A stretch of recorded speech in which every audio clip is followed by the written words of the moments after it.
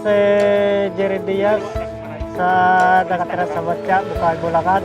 Kami po na lockdown. Mahirap po dito. Mahirap lumabas, walang hanap buhay. Ang daming nagugutom ngayon dito.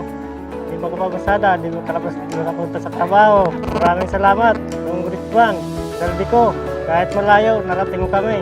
Maraming pamilya na natulungan. Lalo na ngayon, walang dumarating na yun na. Walang hanap buhay mga tao. Yan lang po, salamat. Ako po si Alvin de los Santos ng Camarines Sur.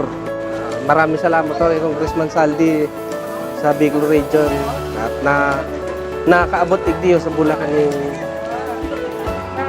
relief tigtaw sa muya hindi sa mga taga Bicol sa Bulacan. Yan lang po. Maraming salamat po ulit. Maraming salamat po kay Saldi ko. Salamat, Tabe.